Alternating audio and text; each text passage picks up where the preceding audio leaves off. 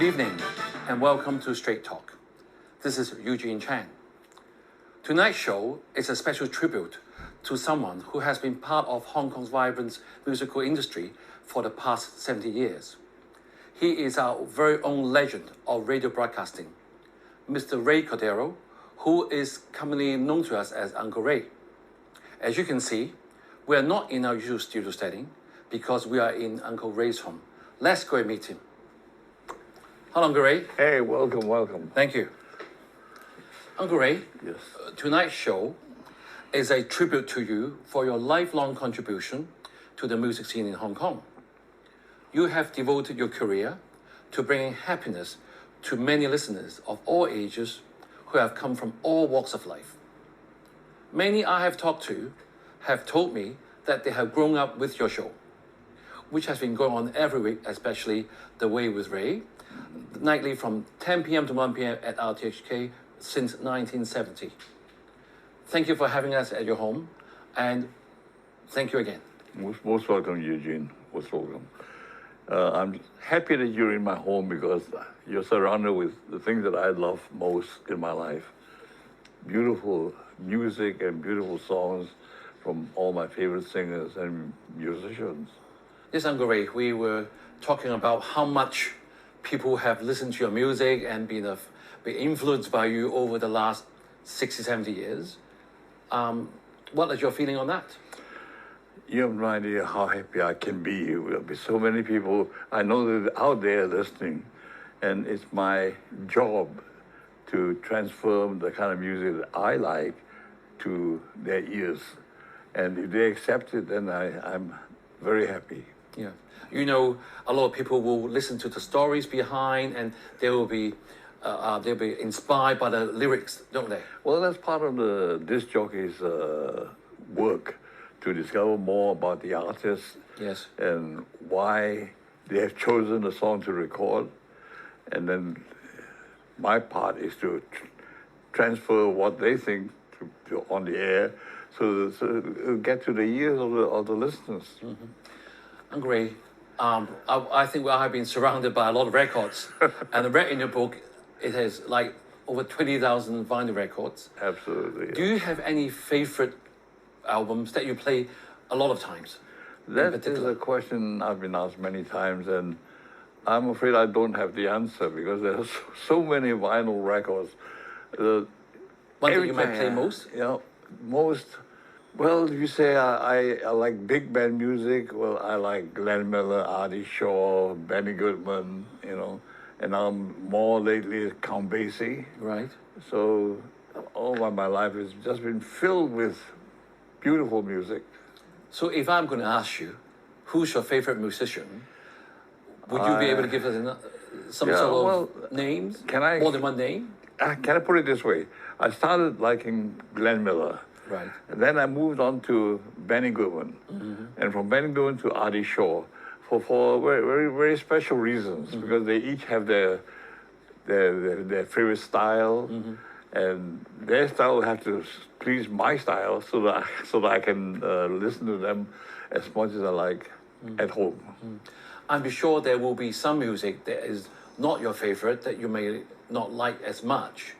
How do you deal with the music? I mean, do you still play them, or you will play them on request by the if the listeners request, I'll play them. Right. But if nobody requests, I'll just put it aside. To the digital music be able to sort of reproduce the quality that the vinyl records can do? It's more or less. Nowadays, in this modern world, everybody has a handphone. Right. And most of them will listen to the handphone, not at home. So my joy and my thankful to all these people is that if they listen at home, they'll hear the ultimate end of the music through their own speakers, rather than a small little handphone that they're holding. Okay. So that's a big difference. Mm. You know, through your career, I mean, I've been admiring a lot of the memorabilia that you have in here. And I know that you have interviewed many, many celebrities, international renowned singers. May I just list some of them, including Frank Sinatra, mm-hmm. the Beach Boys, the Beatles. I think you have interviewed them 4 times. Mm-hmm. Cliff Richard, Elton John, the Carpenters, mm-hmm. Ella Fitzgerald, Peter, Paul and Mary, Patti Page, Boney M, Lionel Richie, Quincy Jones, Connie Francis, Paul Anka, the list goes on. You're running out of breath. Yes, I met them all, and they're all wonderful people. Are they nice off the camera as well? Well, the thing is, depend on what sort of personality you have. Like in my case, I believe I'm a friendly sort of guy. You certainly are. So when I speak to them, they can feel that I really love their music, and I really love them as a person. So we can get along like brothers and sisters. Anyone that is your favorite? Sorry to ask that question. Oh yeah, well, at the moment, easily in our head is Matt Monro. Right. The reason is because he was here in Hong Kong, and he was in the army. And of course, we have this big program called Beginners Please for the army people, you know. And every week he takes part and he wins. So after a while, nobody wanted to join because he's going to win. Right. So I had to put a special 15 minutes of Matt Monro sings, so that he has his own show, and people start to come in again. Right. You know, as someone who have witnessed decades of growth of the music scene worldwide, not only just Hong Kong, what makes you think is the most defining moments in radio music development? That's a very difficult and personal question. In the first place, I like what I like, but I sort of had to transfer what I like to the hearts of the people listening into my show. Right. Some of them may like, some of them may reject that.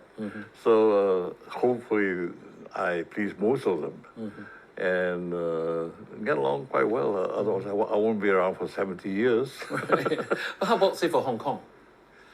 What happened in Hong Kong's music industry that you think will be sort of a defining line that says people have changed the flavor completely? Maybe I mean, Western music is very popular at one stage, but then things have changed, haven't they? They certainly have. I'm lucky to say that I'm in the music full-heartedly. Yes. I've seen the development and how it changes. Like, for example, Sam Hui. Right. Sam Hui, he changed the whole scene when he came along, and he started to switch from English to Cantonese songs. Right. So it became Canto pop. Canto pop. Is it 鬼馬雙星 at the time? 鬼馬雙星 is the first one, and of course he and his brother Michael, somehow they liked me, and I got into their shows. And Michael Hui's version was that Uncle Ray is bringing us luck, so we must have him on our show. Is that right? that's my anyone of the Canto pop star that you can remember have made such a big difference? Take Sam, for example. He started the pop scene, but he's singing pop songs in his own style. And later on, he also embraced foreign songs. Right. And changed the lyrics to Cantonese and got along pretty well. Actually, I think I remember at my student days, Canto pop is very popular. Very popular, yes. And of course, it clashes with the scene of the discos. Right. You remember places like Canton Disco, the one in Central. Hollywood East. Yeah. Well, a lot of because they can switch now to Canto pop. Right. Then they make Cantonese songs popular as well, and thankfully we have Sam Hui because he really started it all. Right. Uncle Ray, maybe we'll have a short break and we'll come back. Don't go away.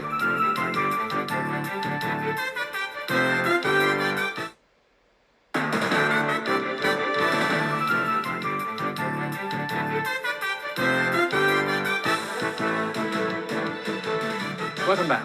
We are now at the home of Uncle Ray, the record holder of the world's most durable broadcasting DJ by the Guinness Book of Records.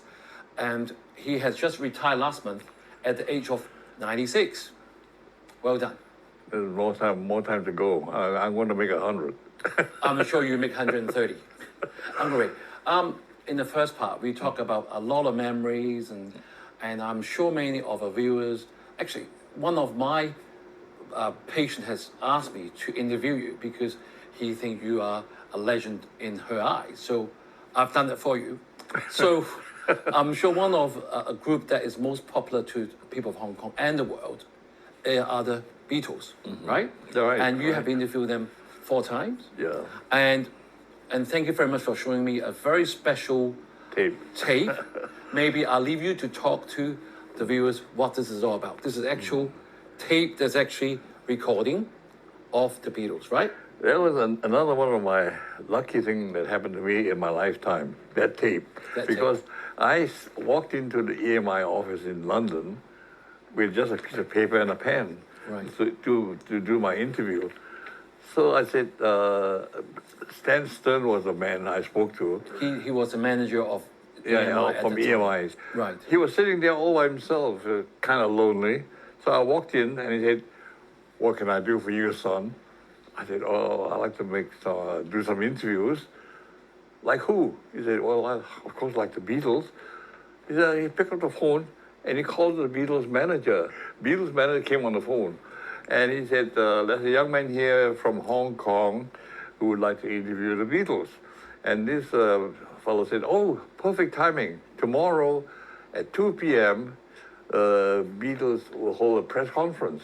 Ask him to come along. We'll like to meet him." So that's it. My problem is that I was holding a piece of paper and a pen, and that's all. So I said, "Wow, I can't do any recording because I don't have the recorder." So this Brian Stanton was very nice. He said, "Don't worry, EMI will lend you a recorder." Oh, wow, it's not like striking a cash sweep. So I said, "Oh, thank you very much." But I had no idea that recorder, I thought it was a small little thing, a huge box, a huge case, and holding a microphone, and only a single track recorder. Well, I have no choice but to say thank you. I'll use that. So I was hanging this. I went back to Hong Kong House, which was sponsored by Hong Kong government, and the whole house was so excited because I'm going to meet the Beatles the next day. So there I go. I held this tape recorder, which is very heavy. It was old-time thing, you know. Yes. And I came across a bookstore before coming to the Beatles headquarters. So I saw the book of the 4 Beatles. I said, "Oh, I've got to get that." So I picked up the magazine. I said, "How much is it?" 1 in 6, something like 1 in 6, 1 shilling 6, something like nothing. It's very cheap. So I bought it, but I had no idea that the whole magazine was the Beatles. Oh, really? The whole magazine for 1 shilling 6. I said, "My God!" So I had unwrapped it, and there I go to NAMS Enterprises, and the door opened. Bang! The door opened. Paul McCartney walked out and said, "Good afternoon, everyone. My name is Paul McCartney." We all know that. so he saw me. Hey, what's the thing under your armpit? I said, "Well, it's a magazine on you boys. I just bought." Said, "Can I have a look?" I said, "Sure." So I say, "While That's you Paul McCartney, right? Paul McCartney. Say, "While you're looking at it, can you autograph it to me?" "Oh, no problem." So the magazine was Paul McCartney. So he signed to Ray from Paul. I thought, that's it. Do you get the other 3 signatures? I'm going to. Yeah, I was very happy with just that cover. Right. But he flipped the pages and he signed some more. And the whole magazine was signed by Paul McCartney. I couldn't believe it. So I thought, "Okay, thank you, Paul." So he said, he passed the magazine to John, and then they all signed. The whole magazine So was John signed. Lennon, John George Lennon, Harrison, and Ringo Starr. Ringo Starr. Wow. So, that thing is worth a fortune. I'm quite sure it it does. is. So, and it only cost 1 shilling 3 or something like that. Oh my goodness. So I was very happy. And then I started to do the recording. The EMI loaned me a small 5-inch reel, and I did use it all up, you know, and I was so happy. I walked away with this tape in my armpit. I said, "I have the most important interview in my life," interviewing the 4 Beatles at a time when they just broke out as superstars, you know. It was a great time in my lifetime as far as radio is concerned. Thank you for sharing that moment. I can actually feel your excitement when you're actually doing interviewing. But amongst your many accolades, you have been awarded 2 most significant awards or medals. One is an MBE, the Member of the Most Excellent Order of the British Empire. You actually got it from Queen Elizabeth in 1987 at Buckingham Palace, and the Bronze Bohemia Star by our Chief Executive Jonathan Tsang in 2008. Yes. What an achievement, recognized by two governments. What is your feeling of that? I was, I had a very mixed up feeling. I'll tell you why. Getting an MBE from Her Majesty the Queen, although we didn't know who will present it to us, because 50 people in the room waiting to meet Her Royal Majesty. You actually flew into London, didn't you? I was in London already, and a very formal sort of introduction. Maybe you'll meet the Queen, maybe you'll meet Prince Charles or somebody else, whoever's on duty. So we didn't know. So I got my thing, and I went line up. So we went to the Buckingham Palace ballroom, and we all line up. Say, okay, my turn. We can only walk up to the Queen, but we cannot talk to her. Unless she talks to you, you know, which is formality. Formality, isn't it? Yes. So she looked at me and said, "Where are you from?" From Hong Kong. That sound like her. Yeah. I said, "From Hong Kong." "Oh, I was in Hong Kong some time ago. I love the place." I say, "Well, you're welcome to come again." So that was it. I backed up and walked out. I didn't get the MBE yet. It was on the way out. The formalities is they pin the MBE and somebody in charge there pin the MBE and a box with a ribbon and everything, handed the box to me, and that was it. My job was over. But I met the Queen at least, you know, but not everybody had that luck. I'm sure you haven't. You know, Uncle Ray, I know that people in Hong Kong who are all also have done so much for Hong Kong that is recognized by two governments, by the Hong Kong government at the British colony time, as well as the Hong Kong Special Administrative Region. But there's one thing I'm sure no one can surpass you, because you also had an award in honor of the King. Do you know who that is? Can you remember? Well, come again? That's from the King of Rock and Roll, Elvis Presley. Oh, Sorry. You had recognized by the Elvis Presley Enterprises for your support of Elvis and the Hong Kong chapter of his fan club. for And over you- 30 years. You actually went to Tennessee to receive the record, Yes. the award. I went with the Elvis Presley fan club, the president and vice president and all. We were all there, and but then of course they had shows. The four gentlemen who backed up Elvis Presley with the vocal group, they were all there as well, and came to a lady presenter who presented one show after another, came to the final show with me. And then he said, we have a very, very long time visitor from Hong Kong, who is an Elvis Presley supporter, and we have a souvenir for him. Let's welcome Ray Cordero. So I stood up, everybody applauded. So I went up to the microphone, and I held this plaque that he gave me. I said, well, I have an MBE from Her Majesty the Queen, and now I have this from the King. Everybody, wow, 300 Elvis Presley. That's why I Factor said medals. this record cannot be surpassed by anybody, by the two government and also by the King. Elvis Presley, who Yes. else, you know? So that was two moments of my lifetime that I can never forget. Uncle Ray, don't forget something that we have in common that we feel very dear to is RTHK, because in 1997, Yeah. you had the Lifetime Achievement Award presented to you by Paul Anka. Yes. That's special, isn't it? That's another story. Paul Anka came to Hong Kong to perform. Right. And RTHK approached him and asked if he could present the Lifetime Achievement Award for two of RTHK's veterans. One was me, and the other was Zhong Wei-ming. Oh, Zhong Wei-ming. You know of Zhong course, Wei-ming. Zhong Wei-ming, yes. He's a very, very good. He's a gentleman with a nice, deep voice.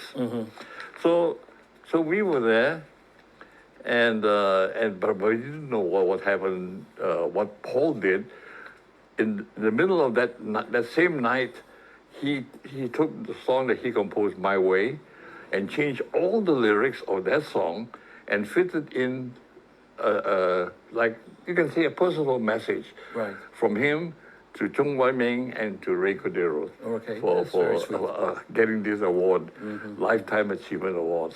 So I went up, and if you look there, Yes. it's gone.